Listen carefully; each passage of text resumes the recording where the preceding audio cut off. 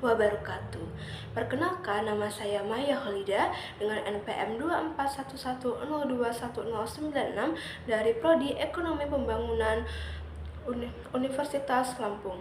Maksud dari video kali ini, saya akan memberikan penjelasan atau pembahasan mengenai soal UTS dari matkul manajemen keuangan dari Bapak dosen pengasuh Menkyu, yaitu Bapak Dwi Nugroho SMMA. Nah, pada kali ini saya akan membahas atau interpretasi dari soal UTS manajemen keuangan. Sebelumnya saya sudah menghitung atau sudah mengerjakan soal UTS manajemen keuangan ini dengan menggunakan tulis tangan, sedangkan pada video kali ini saya akan menjelaskan tentang interpretasi dari soal tersebut. Baiklah, langsung saja kita ke soal yang pertama. Oke, pada soal yang pertama kita diminta untuk mencari tahu analisis laporan keuangan dari PT Sejahtera Abadi dengan menggunakan berbagai rasio keuangan. Nah, rasio keuangannya itu terdiri dari rasio likuiditas, kemudian rasio solvabilitas, dan rasio profitabilitas. Nah, pada rasio keuangan kita harus mencari tahu dulu apa sebenarnya itu rasio keuangan. Jadi, rasio keuangan ini merupakan sebuah alat untuk menganalisis atau mengevaluasi kondisi dan kinerja perusahaan dengan menggunakan berbagai komponen dari laporan keuangan. Jadi, fungsi dari rasio keuangan ini untuk mencari tahu berbagai kondisi dan kinerja perusahaan dari waktu ke waktu dan secara objektif, kemudian bisa membantu manajer dalam mengambil keputusan yang tepat, kemudian bisa memberikan informasi kepada investor serta membandingkan kinerja perusahaan dari perusahaan sendiri dengan perusahaan yang lain. Oke, sekarang kita langsung ke macam-macam rasio keuangan, yaitu dari rasio likuiditas, rasio solvabilitas, dan rasio profitabilitas. Nah, pada rasio likuiditas ini adalah sebuah rasio yang digunakan untuk mengukur kemampuan perusahaan dalam membayar utang lancarnya yang akan segera jatuh tempo. Nah, jadi maksud dari rasio keuangan ini, kita ingin mencari tahu seberapa cepat perusahaan ini mampu mencairkan asetnya menjadi kas agar segera untuk membayar utang dari perusahaan tersebut. Oke. Rasio likuiditas ini memiliki dua macam, yaitu current ratio dan quick ratio. Nah, pada current ratio itu mengukur kemampuan perusahaan dengan membayar utang lancarnya, tapi menggunakan seluruh aset lancar yang dimiliki oleh perusahaan. Intinya, dari seluruh aset lancar yang dimiliki oleh perusahaan digunakan untuk membayarkan utang lancarnya. Dan rumusnya dari current ratio yaitu adalah total aset lancar dibagi dengan utang lancar. Nah, diketahui saya sudah menghitung current ratio dari PT Sejahtera Abadi ini sebesar 1,625, yaitu apa sih sebenarnya arti dari 1,625? Jadi arti dari 1,625 merupakan dari setiap 1 rupiah utang lancar yang dimiliki perusahaan ini memiliki aset lancar sebesar 1,625. Artinya aset lancarnya ini lebih besar dibandingkan dengan 1 rupiah utang. Maka menunjukkan bahwa dengan menggunakan aset lancar ini kita bisa membayar utang yang pada tepat waktu. Artinya kondisi perusahaan ini juga memiliki kinerja yang baik dan aman ya.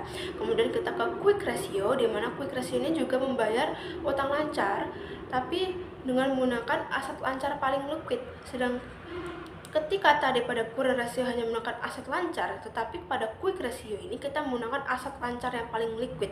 Nah, apa maksud dari aset lancar yang paling liquid? Jadi aset lancar yang paling liquid ini adalah memasukkan berbagai komponen aset, tetapi tidak memasukkan komponen persediaan. Kenapa komponen persediaan ini tidak kita masukkan? Karena komponen persediaan ini kita anggap memiliki waktu yang kurang liquid atau kurang liquid dibandingkan komponen aset yang lain. Maka komponen persediaan ini kita tidak masukkan ke aset lancar yang paling liquid. Jadi rumusnya adalah aset lancar dikurangi persediaan dibagi dengan utang lancar. Nah, quick ratio pada PT Sejahtera Abadi yaitu sebesar 0,75. Nah, apa interpretasi dari 0,75? Jadi interpretasi dari 0,75 itu adalah dari setiap 1 rupiah utang lancar yang dimiliki oleh perusahaan ini mampu membayar utang lancar tersebut tersebut dengan menggunakan aset lancar tanpa menjual persediaan sebesar 0,75 atau 75%. Sedangkan sisanya mana? Yaitu sebesar 0,25. Jadi 0,25 itu dari aset lancar yang dengan menggunakan penjualan persediaan. Jadi perusahaan ini hanya mampu membayar aset lancar tanpa liquid ini dengan sebesar 0,75, dan artinya masih bergantung kepada aset lancar dengan menjual persediaan. Oke, sekarang kita lanjut ke rasio solvabilitas. Nah, pada rasio solvabilitas ini adalah rasio yang digunakan untuk mengukur kemampuan perusahaan dalam membayar kewajiban jangka panjang, dan bagaimana kita bisa tahu perusahaan ini memiliki total aset yang didanai oleh pinjaman atau yang didanai oleh pihak eksternal. Nah, pada rasio solvabilitas ini terdapat dua macam, yaitu ada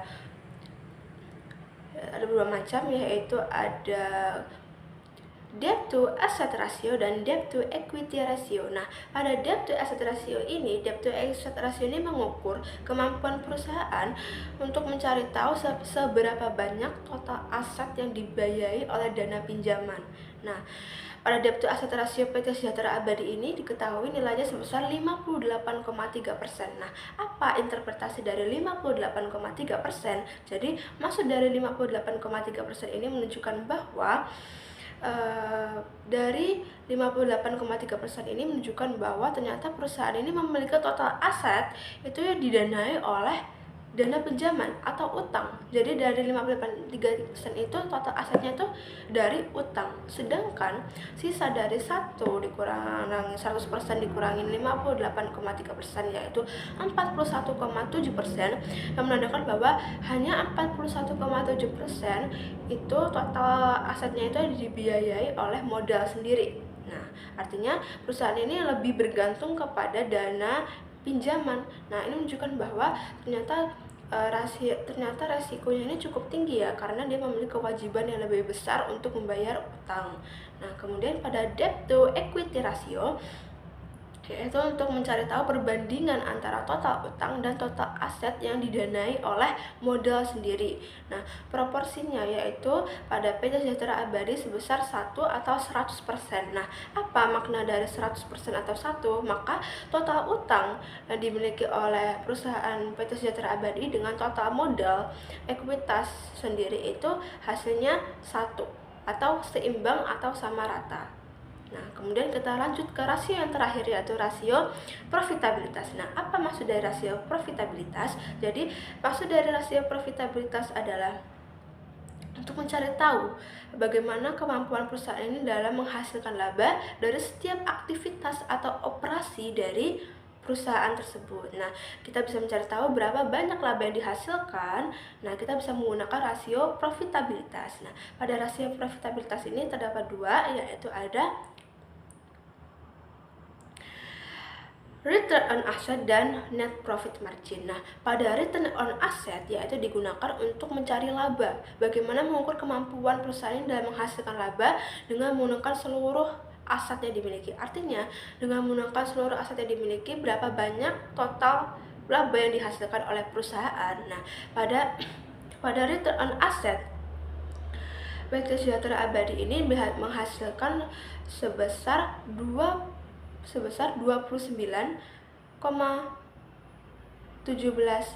Apa maksud dari 29,17% return on asset PT Sejahtera Abadi? Jadi, makna dari 29,17 adalah dari setiap Rp1 aset yang dimiliki oleh perusahaan, maka dia dapat menghasilkan laba sebesar 29,17 atau 0,2917, dan hal ini menunjukkan bahwa perusahaan ini mampu mengalokasikan total asetnya itu dengan efisien, dengan benar karena mampu menghasilkan laba yang baik, maka menunjukkan kondisi keuangan kinerja perusahaan itu dengan bagus. Oke, kemudian kita ke Net profit margin di mana yaitu untuk mencari tahu kemampuan perusahaan ini dalam menghasilkan laba tetapi dari setiap penjualan.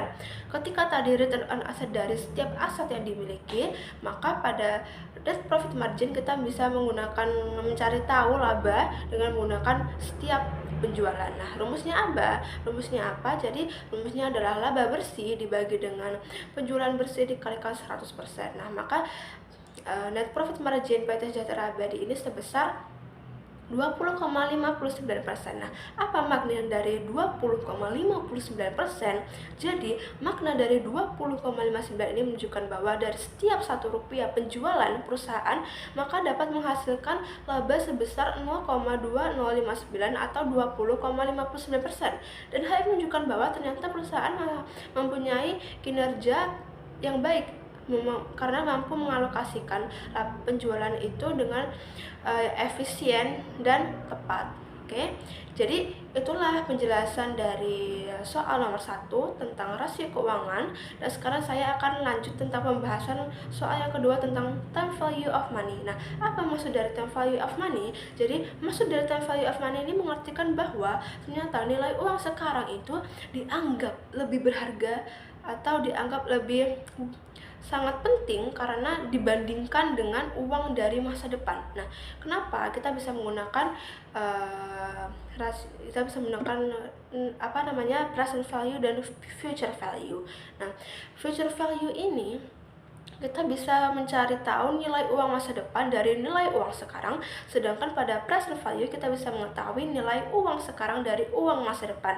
Nah, saya akan jelaskan ya. Pada future value, soal nomor 1 diketahui datanya adalah seorang investor ini menanamkan modal sebesar 20 juta rupiah, kemudian dengan rentang waktu 5 tahun ke depan dengan dikenakan bunga sebesar 10% per tahun. Nah, ditanya, jadi berapa banyak total modal investor dari 5 tahun. Nah, future value ini bisa mencari tahu ketika kita menanamkan modal 20 juta ini kita bisa tahu ternyata berapa sih modal 5 tahun lagi dari modal yang kita tanam. Oke, rumus dari future value ini adalah present value dikalikan dengan 1 ditambah dengan R pangkat N. Jadi present value-nya sebesar 20 juta, kemudian N-nya itu sebesar 5 tahun, dan R atau tingkat bunga itu sebesar 10% atau 0,1. Nah, hasilnya dari 20 juta dikalikan 1 ditambah 0,1 pangkat 5 hasilnya sebesar 32.210.200. Nah, arti dari 32.210.200 adalah ketika kita menanamkan modal pada masa saat ini sebesar 20 juta, maka pada 5 tahun yang akan datang dengan bunga 10% per tahun, kita bisa mendapatkan modal sebesar 32.210.200. Nah, itu adalah total modal yang kita miliki pada 5 tahun yang akan datang. Nah, dengan demikian investor ini memiliki keuntungan sebesar 12 juta 210.200. Nah, yang mengatakan bahwa investor ini mendapatkan keuntungan dari bunga majemuk. Kemudian kita lanjut ke present value.